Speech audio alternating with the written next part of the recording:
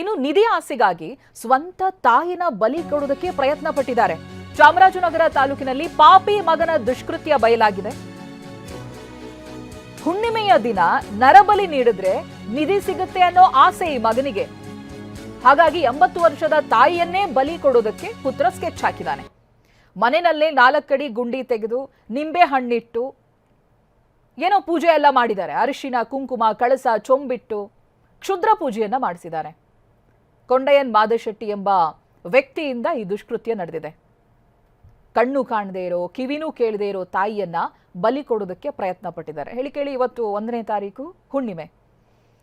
ಈ ದಿನ ಪೂಜೆ ಮಾಡಿದ್ರೆ ಏನೋ ನಿಧಿ ಸಿಕ್ಕಿಬಿಡುತ್ತೆ ಅನ್ನೋ ಆಸೆಯಲ್ಲಿ ಹೆತ್ತಿರೋ ತಾಯಿಯನ್ನೇ ಬಲಿ ಕೊಡೋದಕ್ಕೆ ಈ ರೀತಿ ತಯಾರಿ ಮಾಡ್ಕೊಂಡಿರೋದು ಮಗ.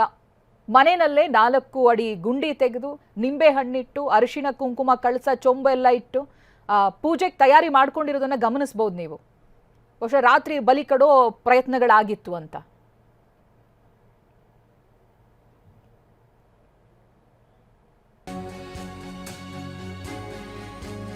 ಇನ್ನು ಹೇಗ್ ಗೊತ್ತಾಯ್ತು ಅಂತ ಹೇಳಿದ್ರೆ ಅಕ್ಕಪಕ್ಕದವರಿಗೆ ಡೌಟ್ ಬರುತ್ತೆ. ಅವರು ಪೊಲೀಸರಿಗೆ ಮಾಹಿತಿ ಕೊಡ್ತಾರೆ ಏನು ಆಗ್ತಾ ಇದೆ ಅಂತ.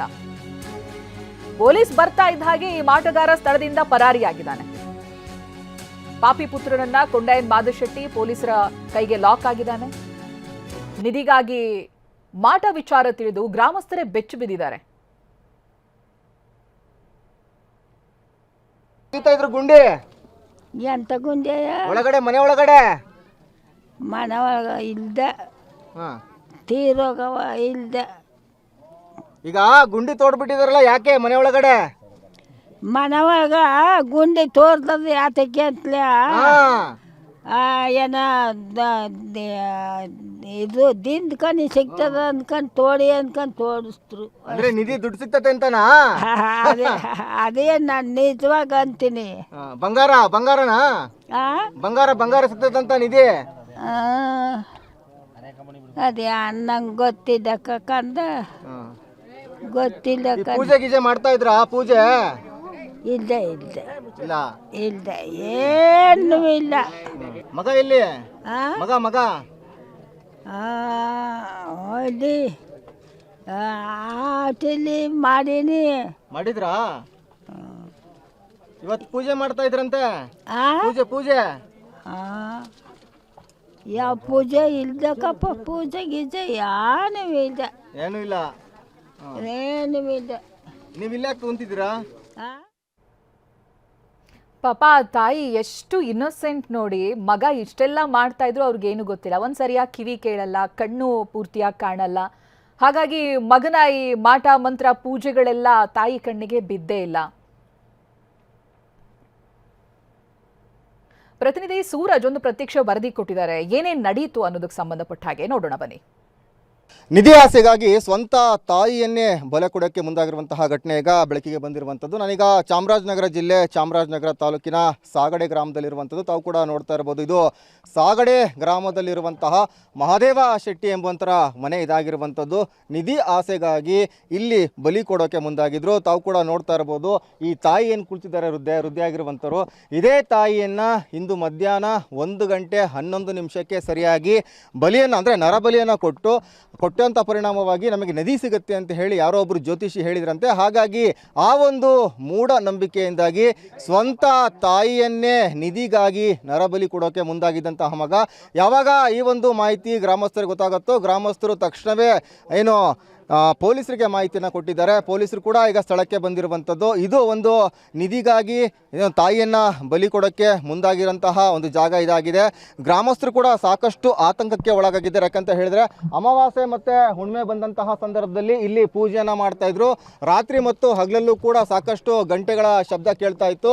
ಜೊತೆಗೆ ಗುಂಡಿಯನ್ನು ಅಗೆಯುವಂತಹ ಶಬ್ದ ಕೂಡ ಕೇಳ್ತಾ ಇತ್ತು ಅಂತ ಇಲ್ಲಿರುವಂತಹ ಗ್ರಾಮಸ್ಥರು ಹೇಳ್ತಾ ಇದ್ದಾರೆ. ಇನ್ನು ಬಲಿ ಕೊಡೋಕ್ಕೆ ಬಲಿಪೀಠವನ್ನು ಕೂಡ ಸಿದ್ಧ ಮಾಡಿದ್ದಾರೆ. ತಾವು ಕೂಡ ನೋಡ್ತಾ ಇದ್ದಾರೆ. ಇದ್ದೀರಾ, ನಾನೀಗ ಆ ಸ್ಥಳದಲ್ಲಿದ್ದೇನೆ.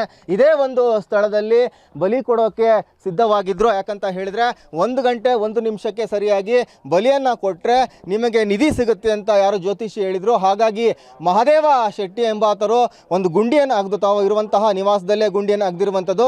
ಸರಿಸುಮಾರು 4 ರಿಂದ 5 ಅಡಿಯಷ್ಟು ಗುಂಡಿಯನ್ನು ಅಗೆದಿದ್ದಾರೆ. ತಾವು ಕೂಡ ನೋಡ್ತಾ ಇದ್ದೀರಾ ದೃಶ್ಯಾವಳಿಗಳಲ್ಲಿ ಯಾವ ರೀತಿಯಾಗಿ ಪೂಜೆಗಳನ್ನು ಮಾಡಿದ್ದಾರೆ ಅಂತೇಳಿ.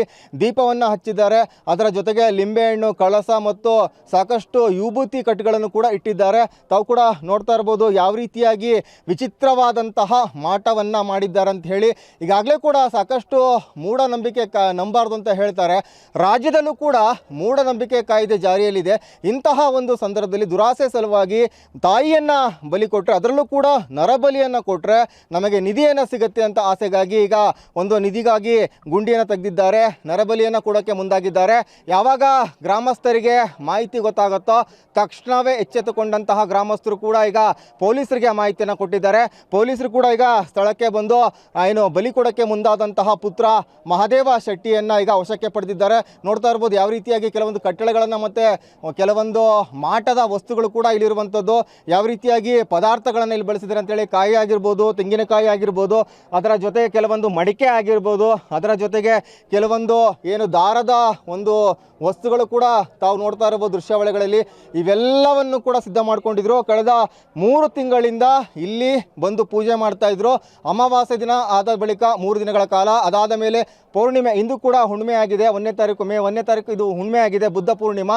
ಇವತ್ತು ಕೂಡ ವಿಶೇಷವಾದಂಥ ದಿನ ಆಗಿದೆ. ಹಾಗಾಗಿ ಇಂದು ಪೂಜೆ ಮಾಡಿ ಸ್ವಂತ ತಾಯಿಯನ್ನೇ ಬಲಿ ಕೊಟ್ಟಿದ್ದೇ ಆದಲ್ಲಿ ನಮಗೆ ಸಾಕಷ್ಟು ಬಂಗಾರದ ನಾಣ್ಯಗಳು ಸಿಗುತ್ತೆ, ನಿಧಿ ಸಿಗುತ್ತೆ, ನಾವು ಶ್ರೀಮಂತರಾಗ್ಬೋದು ಅಂತ ಹೇಳಿ ದುರಾಸೆಗೆ ಬಿದ್ದಂತಹ ಮಗ ಈಗ ಸ್ವಂತ ತಾಯಿಯನ್ನು ಬಲಿ ಕೊಡೋಕ್ಕೆ ಮುಂದಾಗಿದ್ದಾನೆ. ಅದೇ ರೀತಿಯಾಗಿ ಪೊಲೀಸರು ಈಗ ಸ್ಥಳಕ್ಕೆ ಬಂದು ನಡೆಯಬೇಕಾದಂತಹ ಘನಘೋರವಾದಂತಹ ಒಂದು ನರಬಲಿಯನ್ನು ತಡೆದಿದ್ದಾರೆ. ಇದು ಸದ್ಯಕ್ಕೆ ಸಾಗಡೆ ಗ್ರಾಮದಲ್ಲಿ ಕಾಣ ಸಿಗ್ತಿರುವಂತಹ ಒಂದು ವಸ್ತುಸ್ಥಿತಿ. ಕ್ಯಾಮ್ರಾ ಪರ್ಸನ್ ಮಧು ಜೊತೆ ಸೂರಜ್ ಪ್ರಸಾದ್, TV9 ಚಾಮರಾಜನಗರ.